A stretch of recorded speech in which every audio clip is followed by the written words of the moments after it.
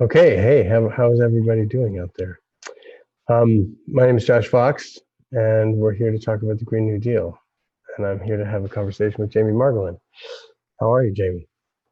I'm well. How are you? I'm good. Well, I'm as well good. as you can be, I guess, considering. It's like a crazy question to try to answer these days, Yeah. because Well, despite nothing the is world ending, normal, I'm fine. right? Even if you are fine, there is this sense that nothing is fine. So it's really an amazing moment because you cannot possibly declare your own individual fineness without thinking about the rest of the world right Exactly. there, which is kind of the way that it works with climate activists, right? Yeah, I guess I was never really okay. Do you feel right now like because of this emergency, this crisis, that the rest of the world has some way into what's going on inside of your head, being a climate obsessed person? Because Okay, that's kind of how I feel. obsessed is the wrong word. I'm actually, it's funny because people are like, oh my God, you're so passionate about climate change. Oh my God, you care so much about climate change. I'm actually like not someone who particularly likes science or cares about it's more of like, I mean, I do care about the climate crisis obviously, but it's more about like there's this impending existential threat, so it's less that I'm like intrigued by the idea of climate change, of more of like, oh God, I care for people and I care for life on earth and everything is going to be destroyed, so I might as well take action. But it's Hmm. not a matter of like, ooh, I'm going to study like environmental science because like everyone always tells me to, but that's not my interest at all. But I guess to answer your question, the point is, um, I guess it's a little bit inside of like a person who, I wouldn't say climate obsessed, I'd say climate aware, because I think if you're panicking about or the climate crisis, or not panicking, because panic doesn't, there's not only so much action we can take in panic. If you're like really, really like aware and worried about the climate crisis, it's not that you're obsessed, it's that you just see the full picture. And so it's not that I'm living in a different world where I'm obsessed over a problem, it's that I see the full picture. And it's like anyone who sees the full picture is automatically going to be very, very driven and urgent to solve it, because it's such a dire issue that if you know about it, it's impossible to not, unless you're in complete nihilism. And so I Maybe think obsessed people was the feel wrong word. I guess what I'm trying to say is that it's a constant part of your brain. When you know yeah, what's actually yeah. happening, it's always there. It's like it's very hard to go go a day without thinking about the climate crisis. That doesn't necessarily mean you have to I be think the a COVID scientist, 19. but I think it has to do with the fact that there is this feeling that we are living in a reality right now, and we're living on borrowed time, and that there's this Yeah, emergency that's on its way and that it's already here. I guess what I was saying is that the total disruption of your normal brain, which is exactly. what happens when you think about climate change, is sort of what's happening en masse right now around the world. Definitely. Yeah. Everyone's in crisis mode and everyone just feels like something's off. And I think that offness and that feeling of, oh my God, something isn't right, something's wrong, is really, um, it's really what I think people are starting to understand, what people who really have been impacted by the climate crisis have felt. But I think it's slightly different. It's pretty different, but it is still the same. Like, we're all shooken out of business as usual because business as usual is just halted for everyone. And so everyone just feels like we're in this weird alternate, like, Twilight Zone timeline. Mm. You broke up there a little bit when you were saying that last bit, so you sounded like one of those cyber robots, and I don't know if I caught the last part of your sentence Oh, there. I said it feels like we're in a weird alternate Twilight Zone timeline. Yeah, for sure. And also the zombie apocalypse with armed Trump supporters who are screaming about, in the streets, reopening the economy. Of course, it's not them that really are like, it is extraordinary to see people so flying in the face of medicine and science, Well, I think this at also the time that reflects. and then using that to sort of foment already existing political divisions, cultural divisions, class divisions. It's very so when you say the zombie apocalypse, I feel like I see something very strong out there that's very scary. I think the thing is that this really shows. I think the coronavirus has really exposed also how governments and people could be dealing with situations differently than they did otherwise. For example, when there's like violent crackdowns against indigenous land defenders, people are like, "Oh, that's the police just doing Yeah, their job. They right. had to do that."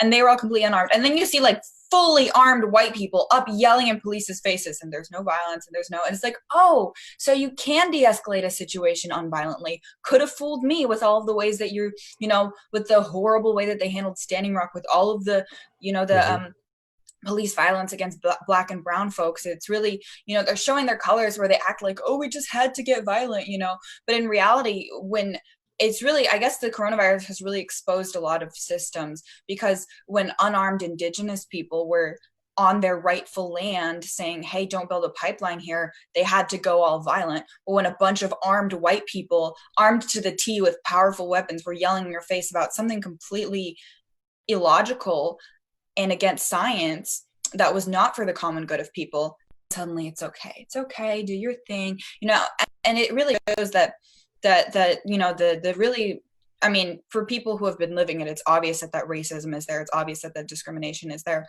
but for those who haven't, I mean, if this doesn't show you, then I don't know what does. And I think another thing is that people are constantly like, oh, maybe someday we can convince climate deniers. What's it going to take? Well, the coronavirus is one of the most undeniable things that we're living through right now.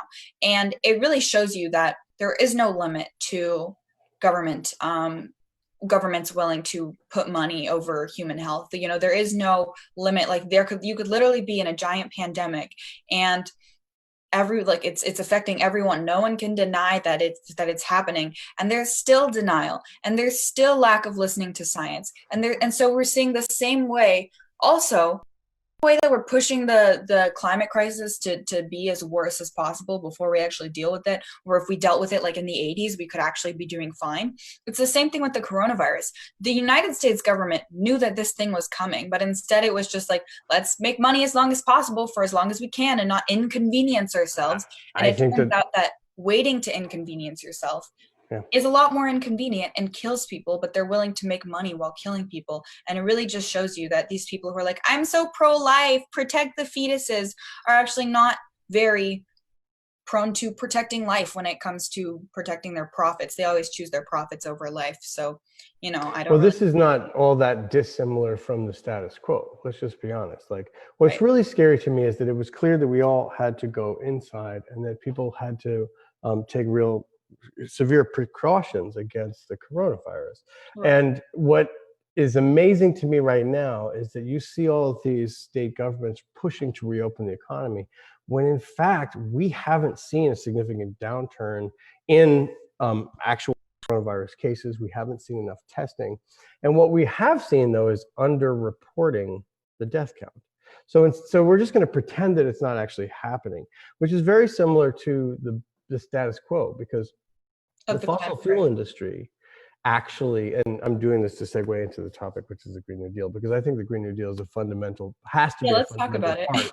It has to be a fundamental part of our response to coronavirus as well, not just the environmental and climate crisis. Right. But what we have right now in the world is that the fossil fuel industry, through pollution, kills 5 to 7 million people every single year. They die from lung disease, they die from heart disease, they die from blood cancer. On their hands, 100%. Well, every single year, 5 to 7 million people die. That means the fossil fuel industry is a global pandemic.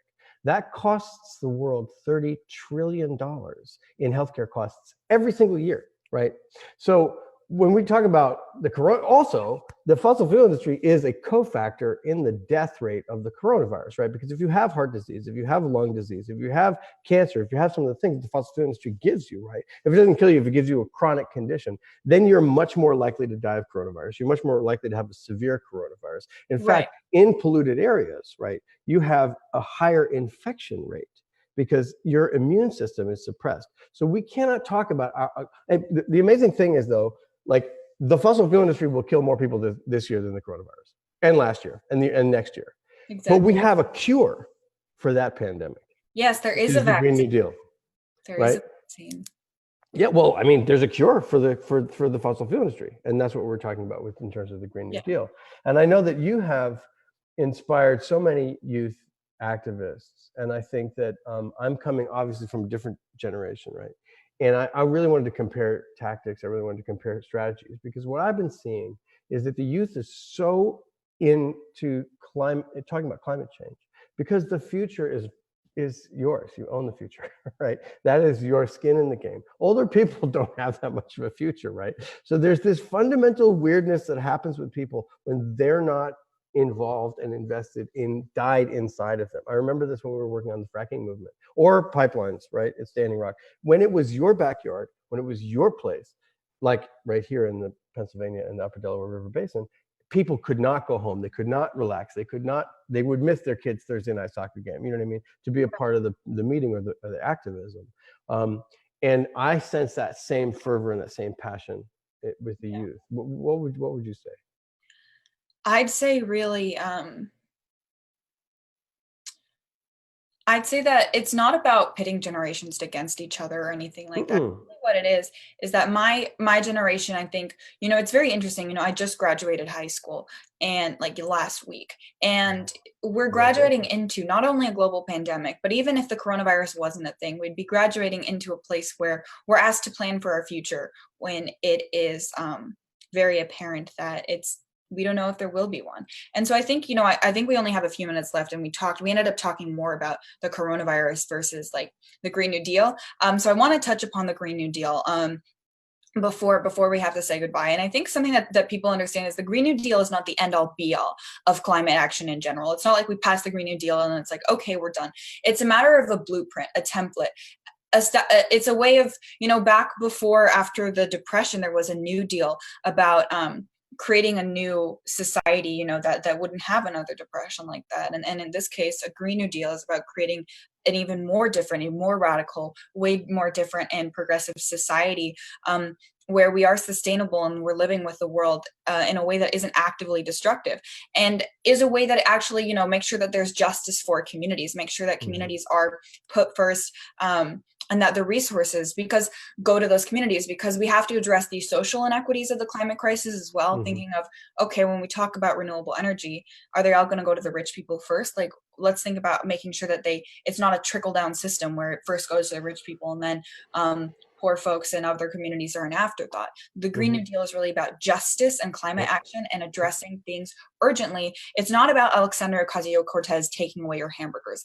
That's never. This is not about. Also, why is everyone so defensive of their cows? Like, most people don't have cows. Like, they're gonna take away your cows. You don't have a cow. The point is, like, well, they say they're going to take away something, right? They're going to take your jobs, they're going to take your guns, they're going to take your cows, they're going to take your children, and it's just because people feel that insecurity and they use that fear. Right? I urge everyone listening, just Google Green New Deal legislation. Can I just do it right now? Can I just tell the 7 or 8 major points of the Green New Deal? It's so easy to read. It's like not that long. Go ahead. So every night I do a program called Staying Home with Josh Fox. It's on TYT. It's at 4:30, and every single day. It's called Your Revolutionary Guide to the Green New Deal. So I would love to have you on as a guest. It would be great. Yes. So I'll be in touch. So we talk about a different aspect of the Green New Deal every single day. And sometimes we talk about justice. Sometimes we talk about love. Sometimes we talk about renewable energy and science. Sometimes we talk about frontline communities. But basically, the 7 major points, as far as I can see them, is 100% renewable energy jobs, right? 100% renewable energy over fossil fuels, 20 million new jobs, justice for frontline communities, especially Native American communities and communities of color, infrastructure such as trains and broadbands, reducing emissions, conservation of public lands, and taking the greed on of the fossil fuel industry, right? But the Green New Deal is this globe-spanning, world-changing, paradigm-shifting thing. So there's so much to talk about. And you're absolutely right. I couldn't agree with you more. It's about justice. It's not about science. It's not about solar panels, right? That's a key piece of it. But it's about confronting our inequalities. Science informs it, but it's not about, you know, being a science nerd. As much as science nerds are valuable, it's about justice. I'm a science nerd. It's also, sort of. You know what? Cool. But it's really about a green new era. You know, it's about ushering in a new era in history. It's about, you know, I talked about this in my congressional testimony, and it's something that the youth climate movement has been working on, you know, a generation Green New Deal. It's really about bringing about a whole new generation of change. And I think we have to wrap up soon, and I wish we had more time to really dive into the Green New Deal. But I guess what I would leave everyone with is your homework for today. And, I know you probably are able to do this because go read the Green New Deal. It's not lengthy, it's not jargony, it's very simple, very common sense. And it's one of those few pieces of legislation where you read it, you can like envision the world it's trying to create. Go and read the Green New Deal. Don't listen to the myths and the stuff that on Fox News that says AOC is going to take your burgers and blah, blah, blah. That's not what this is about. It's really about justice and a fair world for everyone. So go read the Green New Deal, see for yourself. Don't fall for the misinformation. And if you want to engage more, actually 0 Hour, my organization, has a campaign called Getting to the Roots of the Green New Deal, where we're working on debunking myths about the Green New Deal. So if you want to get involved with that campaign or learn more, you can go to thisiszerohour.org, or you can follow us on social media. We'll be posting more about the campaign. It's just at This Is 0 Hour on Facebook, Instagram, and Twitter. You can also message me. It's just Jamie Margolin on Facebook, Instagram, Twitter, and TikTok. So if you want to connect about the Green New Deal, you want to connect with me, or you want to join 0 Hour's campaigns, join us there, and please read the Green New Deal. Thank you, Jamie. And watch my show, Staying Home with Josh Fox, your revolutionary guide to the Green New Deal, on every single day at 4:30 p.m. Eastern on TYT. All right. Well, that's all the time we have. It's been wonderful to talk to you. And I hope we can resume and continue, because I think it's so important that we have an intergenerational movement, right? We absolutely have to have that conversation that's not always apparent to have. And I think that's, that is something that I hope we can achieve. Bye, everyone. Thank you for listening. Bye.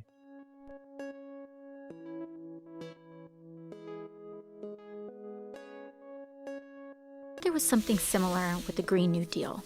We knew that we needed to save the planet and that we had all the technology to do it, but people were scared. They said it was too big, too fast, not practical. I think that's because they just couldn't picture it yet. Anyways, I'm getting ahead of myself.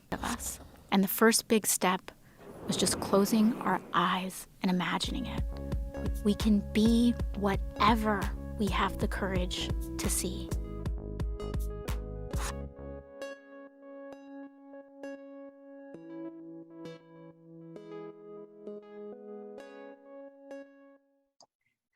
Hi, Kevin. Hi, how are you? I'm doing well. This is very exciting. This is.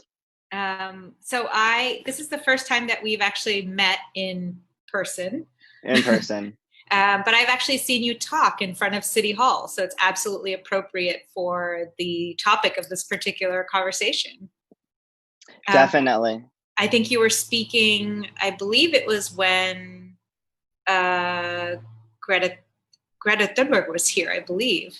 Yeah, Greta made a surprise appearance to Los Angeles, and, to our surprise, within a span of like 4 or 5 weeks, we had to organize and really put together something for about 4,000 people to show up, and it was well put together, but definitely it was one for the books. Yeah, well, it was a very exciting moment, and it was incredibly hot for all of us who were just sitting in the audience. But I do think that standing in front of City Hall, I was already a candidate for City Council then, but it was a very meaningful moment for me, because I do feel like one of the reasons I decided to run for office, which is not something that I ever thought I would do, was because of the real possibilities, the local possibilities for change and for advancing a bigger climate vision. And I'm really curious to hear about your background. I know you've done a lot of work in the LAUSD school system and locally on this issue. And I just wanted to hear more about it and what you feel like is so exciting about working locally, because that's what I love about running for this office. Definitely. One thing that I do want to clarify is that I not only work locally, but I also work nationally and internationally with a lot of youth activists around the world, and, just been a part of a lot of movements, better part of my whole life, well over 8 years, I've been within the movement of making sure that we are not only implementing policies and motions that are going to be impacting us on a local level, but making sure that on a state level and on a national level and an international level, that we're doing something about the climate crisis. Yeah. And injecting very much the voice of young people into it, who are the ones who are going to have to live with the decisions that we're making right now, which I think is so incredibly important. Definitely. And I think the reason why I'm personally invested in making sure that, we as young people, and just we in general, everyone in general, participates in making sure that they understand what these policies and what the Green New Deal is because I'm affected personally on a personal level because Los Angeles has been ravaged with smog and air pollution for years. And I was directly impacted by that. And with that, I have respiratory issues. And so I really became heavily aware once I, found out that it was stemming from air pollution and smog pollution, that I really wanted to get involved and do something, not only for my community, but um, all the other young people around the world that are going to be going through the climate crisis. Yeah, that's great. And can you tell me a little bit more about your entryway into activism? Because I'm, as someone who is a little bit older than you, I have to say that I'm blown away by the willingness of young people to participate now and to be activists. I would have never had the guts to do what you're doing. So I would love to learn a little bit more about your pathway into that. Definitely. I guess I started at the age of 12, at a very Incredible. young age, but I was always eco-conscious. I was never like the other regular boys and girls who would want to go play. I would always be invested, during elementary. I'd always want to go into the garden or do something, planting something or doing something. And I was at a very young age, but I really got started at the age of 12 because I saw that there was certain issues within certain inequalities, injustices in my community of South Central Los Angeles. And I said, you know what, we need to do something about this. Food inequality, specifically food deserts and food prisons, is something that I saw as a huge, huge problem within Los Angeles, that there was food inequalities and certain communities didn't get foods that are non-GMO, organic, and, the better part of, where food comes from. Yeah. So whenever I ask my peers, like, hey, do you know where food comes from? They would reply with like, the fast food chain or the grocery store, and which is really sad to see that, like my other peers didn't know that it comes from a farm or you can grow your own food. So I really got invested in food inequalities and making sure that people understand that we can grow our own food. But that was the first semester of my, sixth grade year. And then second semester, as you know, it went downhill from there, where I was impacted by the air and smog pollution. And I had respiratory issues. So I had to deal with that for the better part of my life, which really impacted me and said, you know what, we're not only facing food inequalities, we're not only facing all these other issues in Los Angeles, but we're facing a much bigger issue, and that's the climate crisis. And actually, the interesting thing about LA is that I think it's such a microcosm of how environmental inequalities play out across the globe. Because I think even in Los Angeles, certain communities bear the brunt of climate change, bear the brunt of pollution, bear the brunt of environmental inequity writ large. And I was wondering whether you could tell us a little bit more about how your experience speaks to that kind of inequity just within our own city. Yeah, definitely. I think we have to name it. It's environmental racism. Yeah. It's not those of the affluent community members that are getting the brunt of the climate crisis. And a lot of them want to, say, it's not affecting me, so be it. Let them affect, let it affect the low income, marginalized community members, because they have the money to escape it. But they're, the climate crisis is going to catch up to them, and it's going to be, it's a cycle. But I really want to hit the point of how it's affecting us right now. California has not only seen wildfires, but we're affected by drought, sea level risings, and then also the fossil fuel industry. California is the fifth largest oil producer. So a lot of our communities, low income marginalized communities, specifically in South Central Los Angeles and Wilmington and all these other neighboring areas, are being affected by oil drilling and oil fracking or the fossil fuel industry. Yeah, and actually, in my campaign, when I would be on the campaign trail and talking about this issue, that actually oil is being produced in Los Angeles, people were blown away. I don't think a lot of people in LA who don't live near oil wells, active oil wells, are surprised to know that LA County has, over 1,000 active oil wells? I'm forgetting the number now, but it's just an astounding number. And those oil wells are very close to largely communities of color. And the pollution from them is impacting all of those communities on a daily basis. Definitely. I guess one thing that we need to recognize, even though that California is known to be the most liberal or the most progressive state in the nation, Yeah. we're not. We are still facing a lot of issues and a lot of environmental problems within our state. And specifically with Los Angeles, we also need to understand this whole topic is about the Green New Deal. LA's Green New Deal is not perfect. We have to really understand that. Like LA's Green New Deal, I have it with me right here. It surrounds, it's around the 17 SDGs, which is the Sustainable Development Goals, which is the UN put out. And I think it doesn't address the fossil fuel industry for what it really is. Sunrise Movement, which is a prominent, organization, as well as the Youth Climate Strike Los Angeles, and many other EJ groups and environmental organizations have really been fighting Los Angeles Mayor Eric Garcetti and all other council members, saying like, you know what, the Green New Deal, the LA's Green New Deal is not what it's supposed to be. We really need to start shifting that focus and saying like, we need to stop the fossil fuel industry for what it is. And then that means, the dirty production and the dirty corporations are, impacting us as people of color. Yeah. And I think one of the, there's such a gap in Los Angeles. And again, I think this is part of the reason why city council is exciting for me, or the city as a place of intervention is exciting for me. Because I think we, right now, with the Trump administration power at the national level, with so much out of our hands at the national level, for me, working at the city level opens us up to possibilities for rapid local change that I think are very exciting. And that it to me, it felt like, our campaign, I ran for city council in District 4 here in LA. We made it through the primary and got through to a runoff, which is very rare to get into a runoff against an incumbent.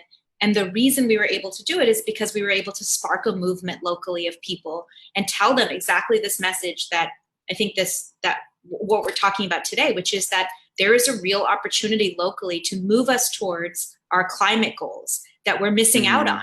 That our elected representatives locally, they may speak the language of climate, of ending climate change, of addressing it quickly. They may speak the language of urgency, but they don't act with the same urgency that I feel like the climate crisis deserves, that our housing and homelessness crisis deserve. And that message really resonated for a lot of people when I was on the campaign trail. And I think one of the most interesting things for me is that when you tell people about all the tools that we have at our disposal at the city level. So for example, we as a city have our own Department of Water and Power. It's municipally owned, right? So we can decide Mayor Garcetti calls himself a climate mayor. He is known as a climate mayor. So our climate mayor can actually say we need to get to 100% renewables by 2030, which is the deadline given to us by the IPCC report. We can say that and we can achieve it because it's completely within our control. We're not dealing with another subcontractor. We're not dealing with a private energy provider here in LA. And I feel like what we lack is really that sense of urgency locally, and politicians who are really committed to calling out the fossil fuel industry and speaking out against power and money, and in feeling that urgency and taking that action on it. I'm really curious. Yeah, go ahead. As a young person, I don't want to see politicians or even our world leaders or even our leaders on the national scale to talk the talk. I want them to see, to implement those, actions and those policies and those laws, because guess what? Those are the things that are going to impact our communities. We need to start realizing that we don't have time left.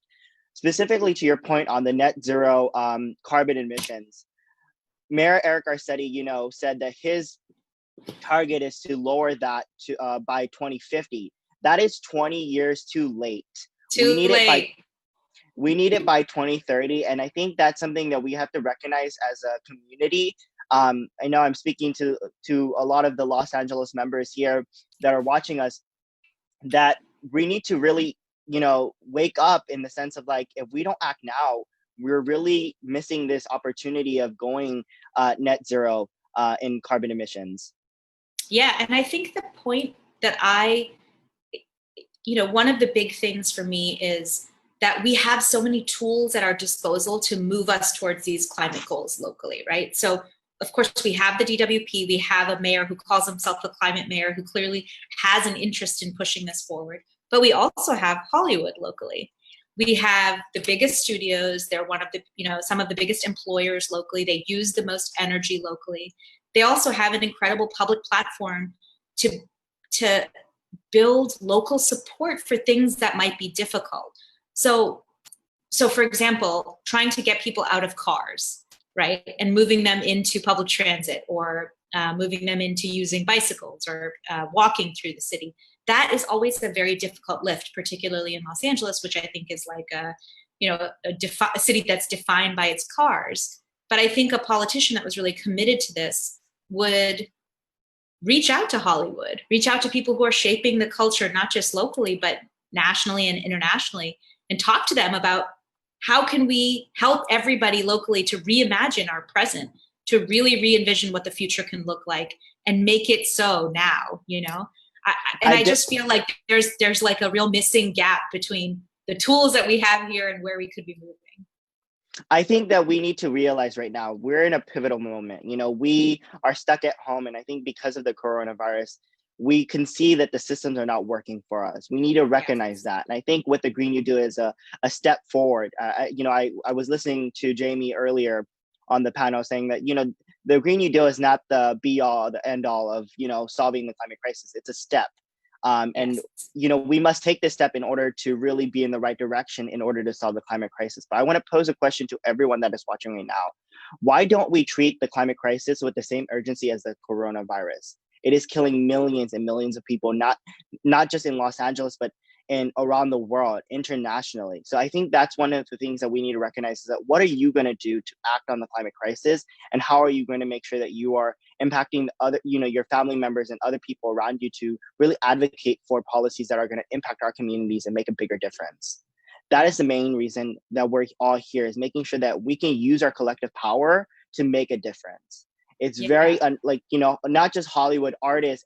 We need every single person in this fight. Everybody. We need everyone. It doesn't matter if you don't work in climate or you don't know climate science, but you understand it to some degree. Get involved, because it really makes a big impact in saying like, oh, wow, I understand that this is impacting other communities, low income, marginalized, indigenous, people of color, all these communities. And if we all come together in solidarity to fight for the same goal of not just a Green New Deal, but for other policies and other motions, and who knows what, we can really make a difference in this world. I will say this, we're in the sixth mass extinction, and we should not forget about that. Plant and animal species are really going extinct, and I really want my future, the future generations and my kids to see, a polar bear or these animals. So I think, it's very important that we really act on the climate crisis and we enact the Green New Deal. It's very important for me. And I think that bringing it back to this moment of the coronavirus, I think where they're telling us that we have a minute left, but is really important, because I think the economic impacts of the coronavirus are also massive, right? So we've seen like 25% unemployment here in the LA area. What better way to walk ourselves towards economic recovery than through a jobs program that also brings us to our sustainable future? I can't imagine a more fruitful time to be thinking about massive infrastructure investments that can really push us in this direction that we desperately need to go, and a more receptive audience than a city that's been absolutely devastated by the economic crisis surrounding COVID. So I do feel like, this is not a moment to stop activating around the Green New Deal. This is a moment to keep fighting for it locally, and that there is actually a considerable amount of willingness to be able to take this action. Definitely. And I want to wrap it up here. And I want to say that, I'm a part of an organization called One Up Action, and we really focus on saving the earth one action at a time. We can mobilize millions of young people and people in general to really take action, systematic action on the streets and digitally, and, showing up with posters. But I think one action at a time can really save the earth, whether that be community gardens, planting a tree, cleaning up your beach, doing something that makes a difference, but also making sure that you're calling your representatives saying that we need a Green New Deal, we need these policies to make a huge impact. That can really do a difference. So thank you guys for tuning in, and thank you for this conversation. It's been Thank nice you. to This has been meet great. you. Yes, likewise, and very nice to see other. I'm assuming you're South Asian origin. Yeah, I am. Very nice to see other South Asian activists and future leaders of America. Thank you.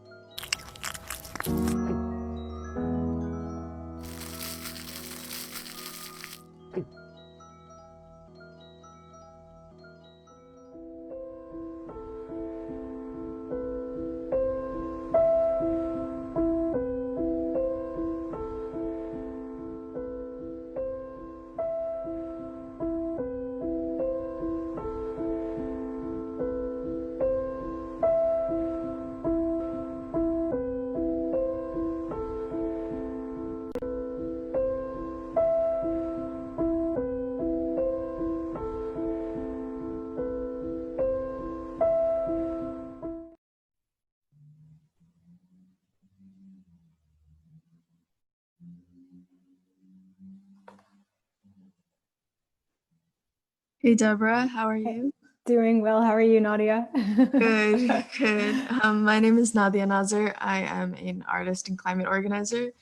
The video you just saw, Plastic Society, is an animation of mine. That's something that I did for a school project. I did like different mediums. I was trying to use different mediums like Photoshop and stop motion animation with clay as well. So I was kind of like trying different things out there, but I kind of came up with the concept of, because the character in the video, Humphrey, is a character that I've used for like many different videos. So it was like I've wanted to make something more environmentally related with the character, the whale.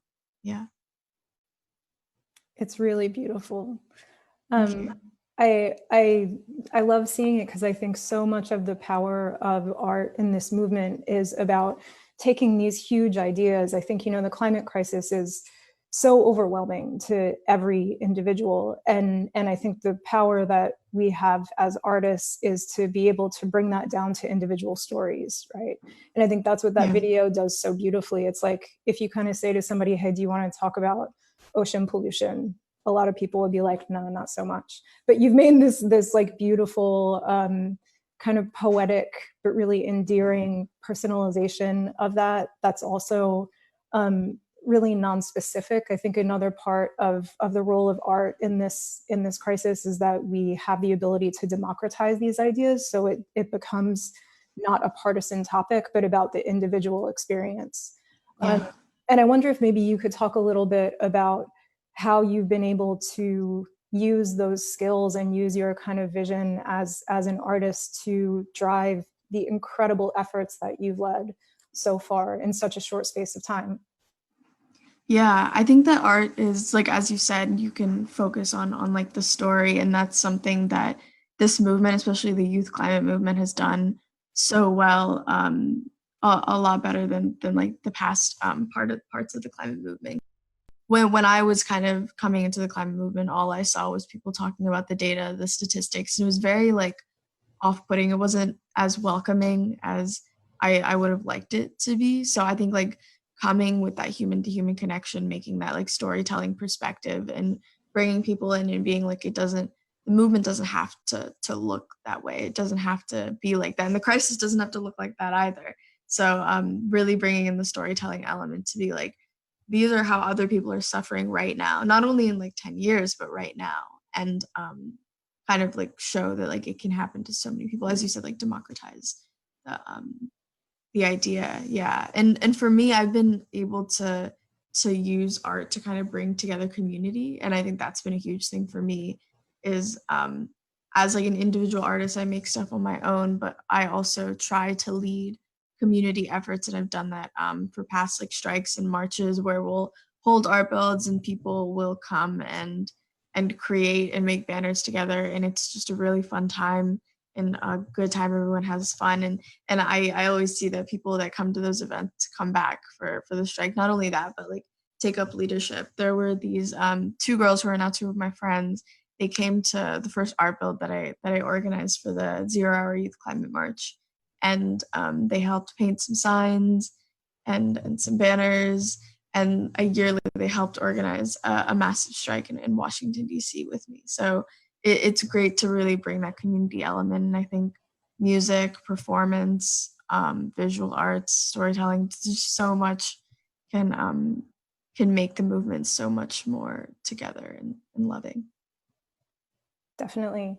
And I think one thing that's been extraordinary to see, and also just to be a part of myself as an artist and an organizer, is to feel how when you use causes that you love and that you're passionate about in order to bring people together, there's also, it's not just the engagement, it's not just the community, but then there's also a certain kind of mutual accountability, because you end up in these spaces with people who you respect immensely, who, you know, when it's being done in a way that is kind of like generous and just has, where everybody has confidence in one another, you're also holding each other accountable, right? So it's much easier, you know, I think in the last panel, they mentioned these kind of individual actions and how, you know, every individual action counts, and continuing to do those individual actions are so much easier when you know that you're part of the community, right?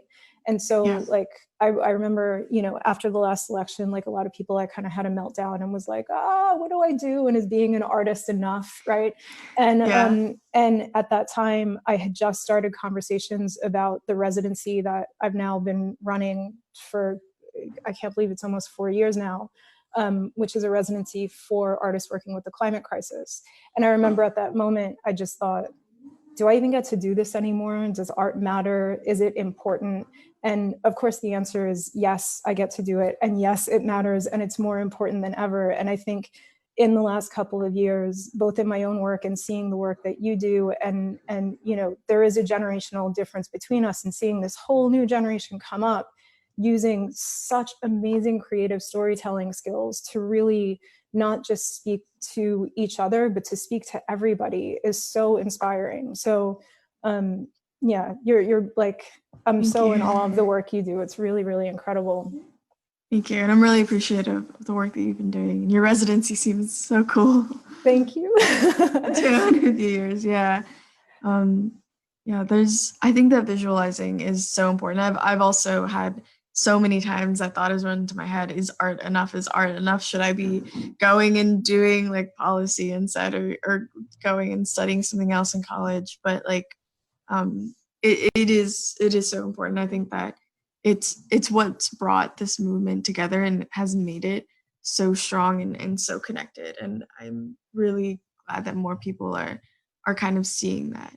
And another thing is that I feel like a lot of people are visual learners. Like I'm a visual learner, and there's a huge part of the population that is. And I think that like doing things like visualizing the Green New Deal, like the video that was shown earlier, the Intercept video, where there's like they're painting out the Green New Deal. Like when I first saw that video, I like cried because I started. I did too.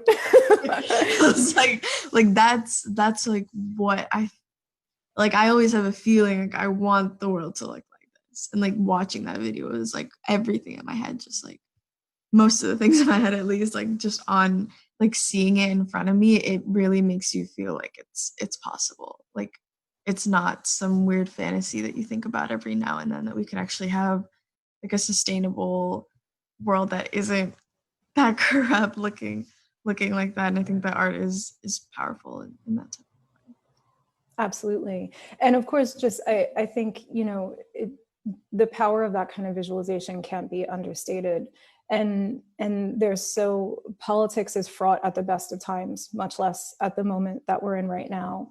And again, I think the overwhelm is a very real thing, right? So it's like I try and do my best to stay on top of policy. And obviously I'm hugely interested in the Green New Deal. And I think one of the key aspects of the Green New Deal is the equity piece, right? And it's not just about saving the planet, which of course we need to do, but it's also about doing that in a way where we are enabling everyone to participate, which has not historically happened, right? Yeah. So thinking about it from a really holistic perspective and thinking about it from an interconnected perspective. And I know, a lot of the work that I make is really rooted in that. It's like the intersection of spatial justice, social justice, politics, policy, immigration policy, because nothing lives in isolation. And the way that we operate at the moment is as though it does. So you kind of have immigration policy in one pocket, you have environmental policy in another. And the fact is, because of the climate crisis, we are going to continue to have an increasing number of climate refugees, right? So that's a conversation that needs to happen right now. And I think what I have been so impressed with the Green New Deal is how it acknowledges this, right? Like we're all one living, breathing unit that's moving together, including the Earth. And so I think the more that we have the facility to tell stories on that level as well, and I think that's where stories are so important, and that's where visualization and kind of showing what the future can look like is important. Because I've watched that piece many times, and again I cried the first 20 times I think, because it's so beautiful. But really, if you start to break it down and just think about how many aspects there are to each of those stories, I don't know that there's another way that you could do that and have the same kind of emotional impact that really motivates people to stay involved. Yeah. And I think what's really interesting is also like the motivation and like the optimistic, hopeful side, because a lot of young people always feel like down. They have like climate anxiety. They're always like really, really sad and hopeless. And part of the group of people that feel that way are like, okay, there's nothing I can do about it. And the other part is like, let's do something about it. And that's clearly been seen in the past like year or two. But I think like storytelling that is optimistic and like that video showing the future, showing what can be, and showing that the positives are really great. But it's also important to highlight the negatives of everything that's happening, and like the corruption and the different systems that are in this country and in this world, and looking at how can we uplift everyone? How can we make sure that we not only solve the climate crisis, but have climate justice, and where the people, the low-income communities and the Black, Indigenous, and other communities of color aren't still suffering disproportionately like they are now. Right. And I think, another aspect that I feel like a lot of my work focuses on is also how to use artists' voices and visions in the strategic thinking process. So I think a lot of times when we think about, amplifying not just the Green New Deal, but any kind of social issue, it's thought about in terms of the sort of output that we make, whether it be a video or an illustration or a poster or an exhibition or whatever, performance, whatever, right?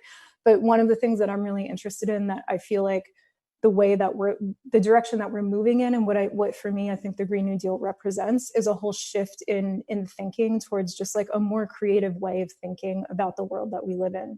And as we know, the systems that we have just aren't working for the majority of us, right?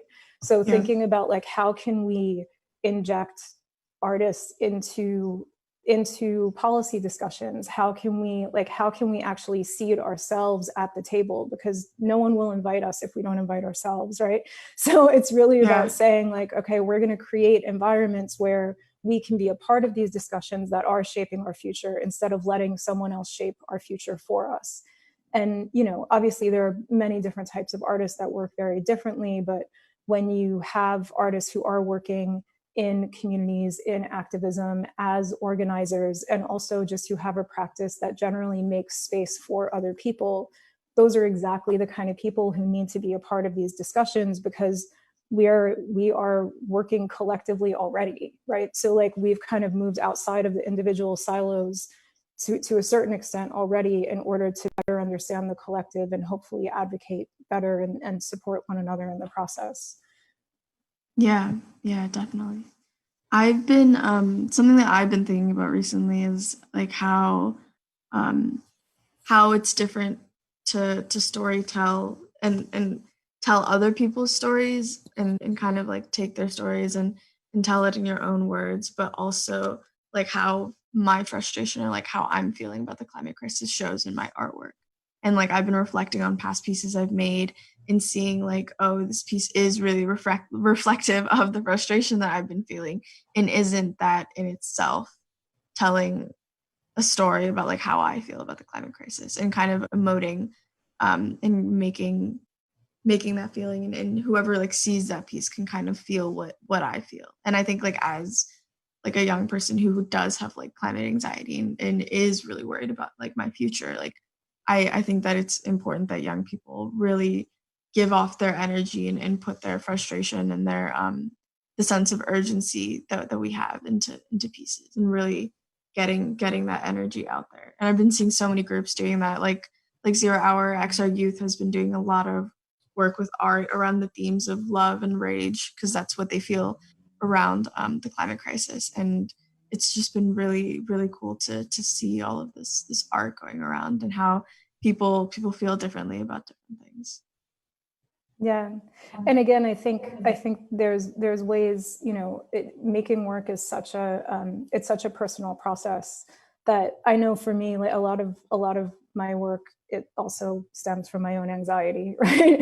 And there are definitely things that come out in the work that I make that I would never say out loud. I just wouldn't be comfortable with it. And in some ways, it feels like the making of that work is the catalyst for me to be able to have those discussions. And then it becomes not just about my anxiety, but about the fact that my anxiety about many political issues, the climate being one of the key ones, that it's not just me that feels that, right? Like I'm not the only person who is thinking about this or suffering from this, or, you know. So I think it's also like, again, it's this, it's a way to process this information and emotion in a way that also makes it bigger than me, which I think helps, because then people are like, oh, I'm not the only person that feels that, and I have access to this conversation, you know. And it's interesting what you said about feeling like sometimes it's not, you know, like it's not telling the story, but it's kind of rooted in your own anxiety. I think about that a lot with my own work as well. And in the last couple of years, I've really been thinking about how can the work that I make really move toward policy change, right? Like really more directly advocate for the things that I believe very strongly to be true and needed in order for us to create a more just society. And that's something that I speak with friends and colleagues and peers about all the time. And I don't think anybody has any magic answers just yet, but I think we're all working really hard and thinking a lot and making as much as we can to try and support what we believe in, which I kind of think that's all I got in this world. You know what I mean? That's my capability. So that's what I'm going to do. Yeah. I've been thinking about that as well. Like, how can the art be bold enough to like get the message across to elected officials? But like at the same time, even if they see the piece, even if they experience the piece as we want them to, like, are they really going to care? I think for me, that's the biggest thing. Of course, but I think like you're a perfect example of somebody who, like, you're an artist and an activist, and those two things are not separate, right? So you're moving everything forward with everything that you have, and this is like, as far as I can see, this is like all a part of your practice, right? Like you're using your voice in every way you can in order to fight for what you believe in. So I think it's just a really great example of how to be in the world. Yeah, thank you. It's nice to hear that. Thank you. And so I think that we are just about to wrap up. So I am going to introduce the next video, which is a composting video with Kiss the Ground. Thank you so much, for having us and hosting this. It's been great. It was great talking to you. It was great talking to you. Thank you, Nadia. Thank you.